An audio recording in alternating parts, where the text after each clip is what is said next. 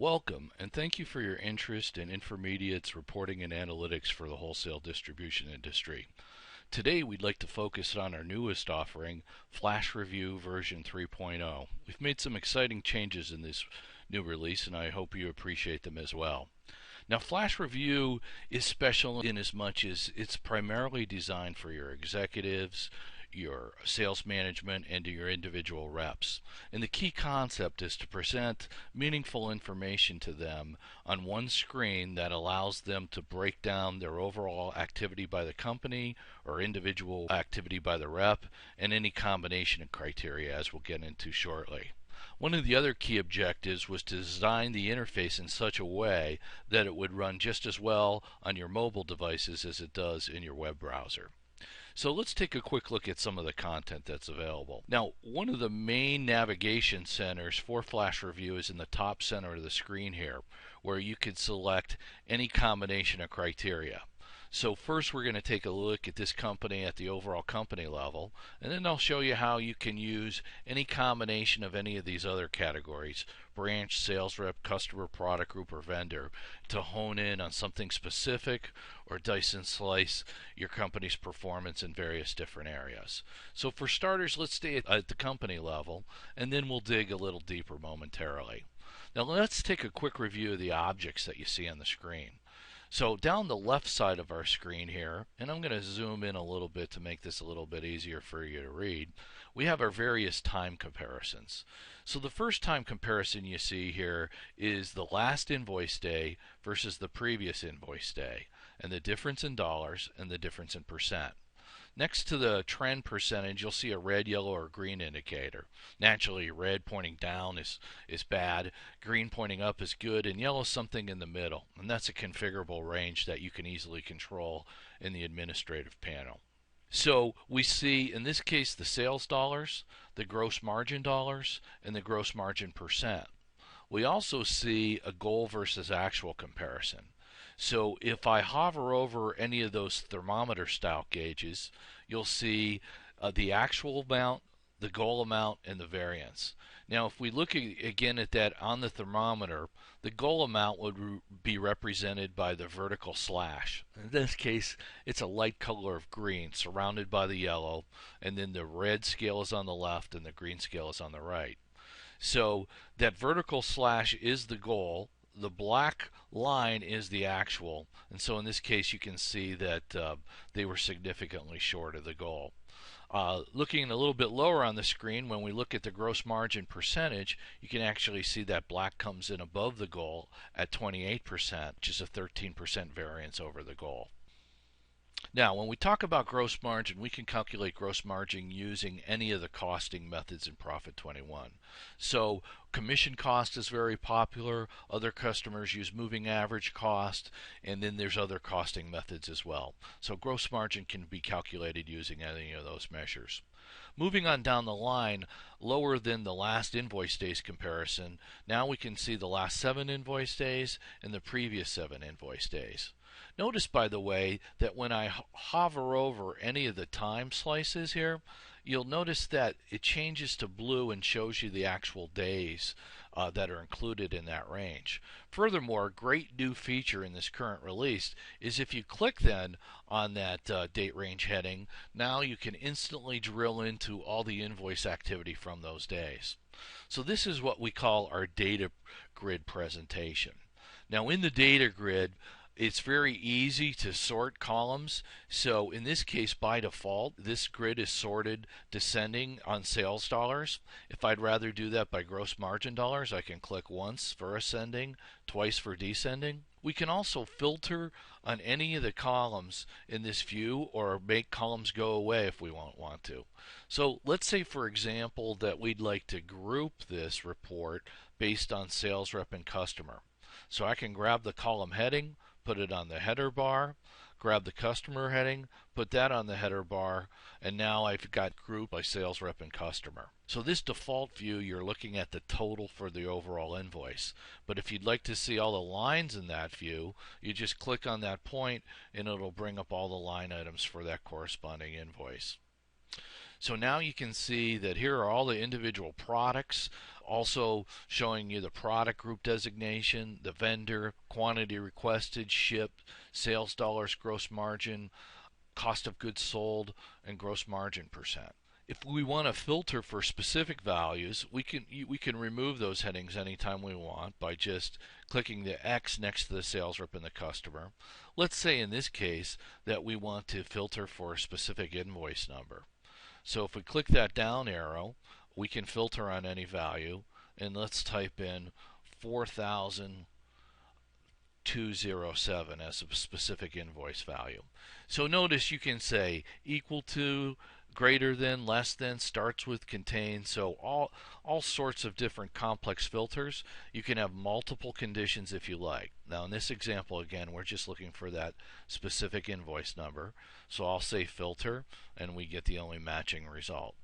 Once again, then I can drill down to the item level if I want. Now you'll see that you can filter on the dates in any of these columns in the same fashion. When we're done looking at that header information, we're just going to click that large X and we'll return to our home page. So we last left off at looking at the last 7 days versus the previous 7 days. And again, for each time dimension, you're going to see the goals, the actuals, the trends, and so forth. So in this case, notice that the GM percentage goal is actually up 17.45%, thus indicated by the green indicator pointing upward. A little bit lower, you'll see your monthly comparison, and then your quarterly comparison, and then your yearly comparison. In the case of the month, quarter, and year, this is this year versus last year. And then finally, you'll see your 12-month comparison. Now, it's great to have a lot of information, but some people might argue there's such a thing as too much information. So one of the great features of this is you can choose which of these time settings are most valuable to you as an organization and then even as an individual. So you can set global preferences by default, turning off any of these that you think are unnecessary, and then individual users can set personal preferences from what's available at the company level. So the great news is you can look at just what you want to see and no more, no less than you want. Moving on to other information, let's scroll back at the top, and again, I'll zoom out for a moment just to get the general context of this. So I mentioned earlier that one of the key design goals here was to create an interface that worked as well via your browser as it would on your mobile device. So right now I've got a full screen presentation and I've got a large screen, so this is all very easy for me to read. But let's say, for example, that I was running on a tablet. I happen to use Apple's iPad, and I frequently use that device. So let me just simulate what that might look like by changing the size of the window here. So notice as I shrink the dimensions of my window, what happens is the columns now re-render into two-column presentation. And if I were to look at this on a smartphone, what you would get is a single column presentation. Now we've sized this in such a way that these objects are 500 pixels wide, which fits very comfortably within the dimensions of most modern smartphones. The key point is no matter what size your device and your interface, the application is going to automatically adapt to it. Now the great thing about mobile devices, probably familiar with your finger controls and the ability to zoom in and zoom out. So all of those things would also exist in this application. For the purposes of this presentation, let's go back to the full screen view so we can see more information on the screen simultaneously. On the left, we've already covered all the time comparisons. In the middle of the screen, you'll see some different types of information. Near the top here, you'll notice that there are individual tabs for accounts receivable aging, accounts payable aging, open order details, and open quotes. First, visibly, you see the accounts receivable aging. So you see the individual totals based on your aging group. Those aging groups are configurable in our administration panels. So most of our customers do follow the current 30, 60, 90, and over scheme, but you can tailor that to your specific requirements if you use something different from that. Now if I want to see those aging details, all I would do then is click on the View button and it'll bring up all the open AR details at the invoice level. so you can get right down to the specifics again. And again, by clicking on any of the column headings, you can sort on any of those columns, ascending, descending, whatever you want to do. You have the same kind of filtering options that we saw earlier in the invoice detail section.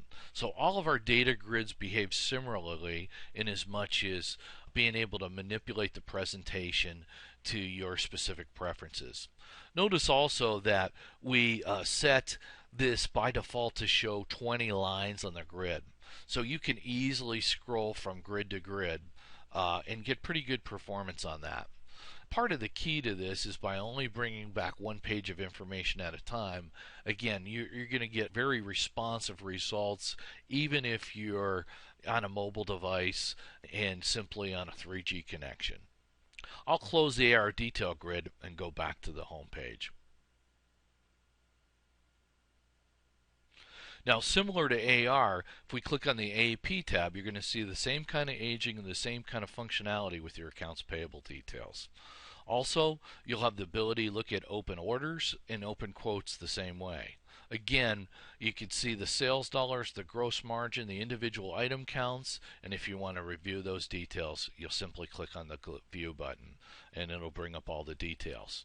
Now, if we're talking in the context of open orders or open quotes, much like invoices, we'll give you the presentation at two different levels. First of all, we're going to give you a summary of the total of that order, the quote, much like the invoice. And then if you want to see the line items on the open order or quote, again, you're just going to expand pointer next to the order number and it'll bring back those order details for you.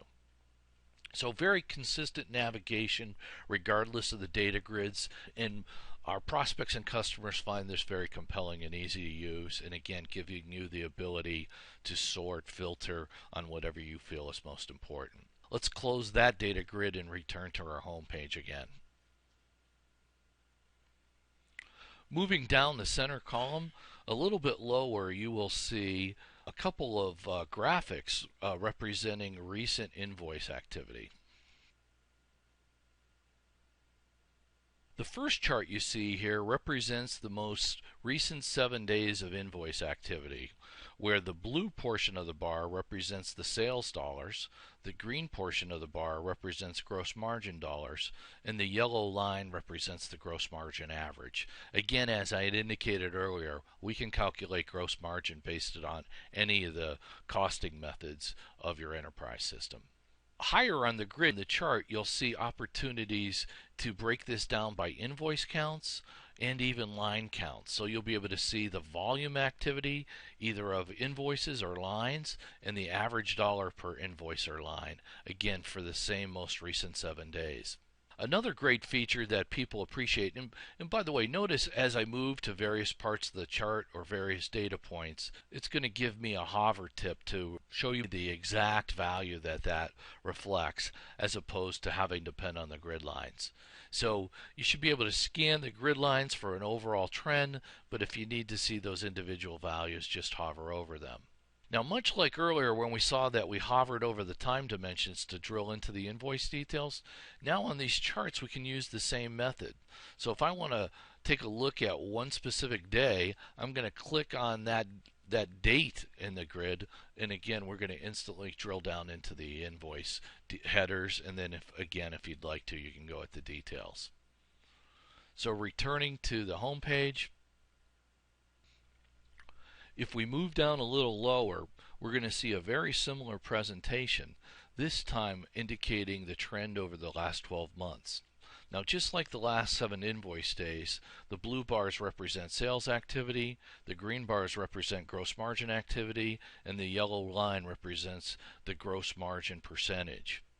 And also, just like the last 7 days, we'll have separate tabs for invoice counts and line counts. Now, moving back to the top, the other navigation option that exists are what we call our ranking or top X lists. I use the term top X lists because X is configurable from 1 to 100. Now, in this particular example, I've chosen to use the top 10 of any category. So the very simple navigation here as well. You choose whatever category you'd like to rank, and then you choose whatever time comparison you'd like to rank that category by. Let's take a look at another time comparison to see how that looks in a different context. So in this case, I'm going to choose the yearly time comparison. And then I'm going to hit the Go button to do my ranking again. And you'll see that the screen will quickly refresh, showing the results. As we look at these same branches in a year-to-date context, we see a little more modest growth. In one of the three locations, in this example, branch 110, is actually down 21% over where they were last year at this point in time. If I were part of the management of this team, I would be really interested to find out a little bit more at what's happening at that location and why they may be down when the overall trend of the company is growing. So if we'd like to lock in on that specific location, we can come back to our main selectors now, and as I indicated earlier, we can choose any category and any value. In this specific example, we'd like to take a closer look at location 110. So I'll choose that value, and then I'll hit the Go button, and we'll quickly refresh the results to hone in on that specific selection. Now notice on the left, we still have our same date comparisons that we saw earlier. But if you were paying really close attention, you'll now notice that there's a different set of numbers for each of these. Sales percentage to total, gross margin percentage to total, and of course the gross margin goal as before. So we still have our same goal to actual comparison, and of course now these goals are going to reflect that specific branch.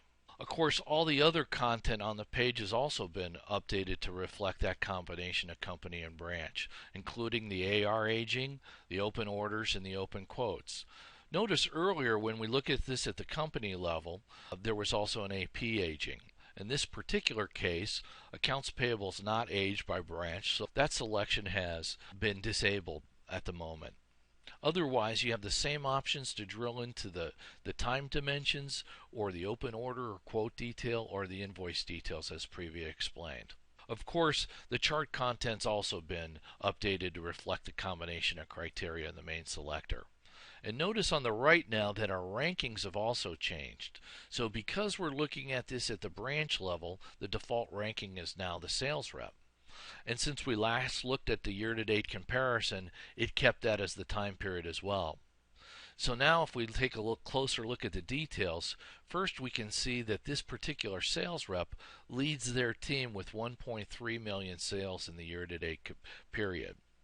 So although that rep is their sales leader, we can also see that that rep's also down 82,000 in that same context of time, about 5%.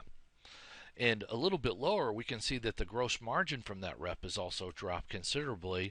In fact, that's 11.25% drop for this compared to the same numbers last year. What we can do here is choose these individual tabs. So although that rep leads the team in sales, if we were interested in who had the biggest decline in sales, we'll choose that second tab. And in this case, we can see that rep 1224 had a $400,000 decrease in sales. So that's pretty alarming. We can do the same sort of things by top margin or bottom margin. Now personally, I find even in the best of times, oftentimes there's some aspect of the organization or some individuals, products, vendors, and so forth that might have a shrink. And of course, that would always deserve some attention. So in this particular case, it looks like rep 1326 is actually off more gross margin dollars than any other of the sales reps. So that's the kind of thing that might deserve a little closer attention. So let's go back to our main selector then and take a closer look at that rep. So to add that rep as part of our selection criteria, we're simply going to click the plus symbol, we're going to choose sales rep, and then we're going to choose rep 1326 in this case. Now I can either type those values in or select them from the list. In this case, it's probably quicker to just type them. So once I've found the corresponding value, I'm going to hit the enter key. Now notice in our example here, we've hidden the names of the actual reps, the customers, for the sake of confidentiality. In reality, of course your actual numbers and names will appear. You'll have complete control whether they're sorted alphabetically, numerically, which columns first and second, and so forth. And those are the kind of things that can be quickly configured in our administration panel. Now that we've got the values that we want, once again, we're just going to press the go button, and these values will be instantly updated to reflect those selections. So the net of it is that your users can feel comfortable that they can't break anything per se. Basically, you have two main sets of controls, the one in the top middle and then the ranking controls. Other than that, the users can hit on the various hotspots of the reports or data grid to look for more information. A key point here now is notice that the rankings have now defaulted to the customer breakdown, much like we saw the sales reps. Notice further that we have a new blue icon here that we didn't see earlier, and if you click on that, you're going to see the contact information for that customer. So imagine yourself as a mobile rep about to make a sales call, need to look up that address or that phone number that's quickly available to you without having to go anywhere else.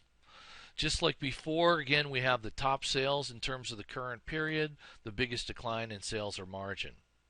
Now, again, I'm always interested where there's a negative change. So in this particular case, we can see that this particular customer, 4479, had 159,000 of shrinkage. So let's take one more stab and drill a little deeper and hone in on that particular customer. Customer 4479. I'm going to click the go button one more time, and just as before, all the content is specific to that selection, and now we can drill into product group for that specific customer. Now, you can change which of these categories you're going to rank just by clicking the category. So if we wanted to go right down to the items specific to that customer, we can do that, and we'll hit the go button, and we'll see exactly what products they quit buying or what they increased or decreased their sales or margin on. So you can see by using these main navigation bars that you can hone in on any specific criteria that you're after. Now let's clear a few of these filters, and that's very easy to do as well just by clicking the minus sign. Now I'm back to the company level, and when I press go, I'm back to where I've started. Now, one of the key requirements for many of our customers is that they have the ability to secure content based on the individual users. And most commonly, many of our customers want to limit each rep's access to only their own information. In fact, some of our customers use FlashReview to share critical information with their customers. So the beauty of this is through our administration panel, it's very easy to restrict access based on the user login. Let's take a quick look at that. So I'm going to go into my administration panel, and I'm only allowed into the administration panel if indeed I'm an administrator. So in this case, we're going to look at the user admin panel. Now I've got a number of users set up, but I'm currently logged in as the intermediate user. And it's here where I've been flagged as an administrator, which allows me access to these other functions. Now we're going to keep track of how many times your users log in, and we can do that on a monthly, a weekly, or a perpetual basis. In this case, it also shows me the last time I've logged in. So again, the task at hand is we want to limit access depending on who the individual users are. And in this particular case, let's pretend that I'm a specific sales rep for this company and that we'd like to limit me to only my own activity. So what we can do then is choose whatever dimension that we want. We're going to create a new filter, and as indicated, we're going to lock this into a particular sales rep. So in this case, I'm going to pretend to be Rep 1349. So once I've chosen the value that I want to restrict, I'm going to save those changes. Now some of our customers are also sensitive about sharing gross margin information with their sales reps, or certainly with their customers. So if I want to limit their access to gross margin information, I can simply turn those measurements off.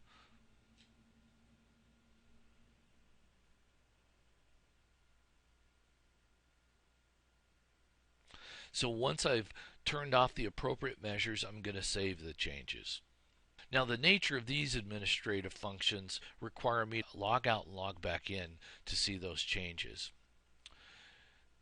I can choose to remember my credentials if wanted so that I don't have to type in the password every time, assuming that I'm going to use a computer that's restricted from public use or other users. Now notice immediately, now that I've logged in with my credentials and now that we've set up that user filter, you can see in the main selector bar that that specific sales rep selection is locked in. In other words, I cannot remove that filter. But I can still use any of the combination of other categories and criteria to break down my own activity any way I'd like, just as we saw before. Also notice that all references to gross margin have been eliminated from all the objects. So now we see our sales totals, our sales goals, but there's no gross margin information on any of the charts or any of the rankings. So now, again, the key point here is limit access to sensitive information based on the specific users and what you would and wouldn't like them to see.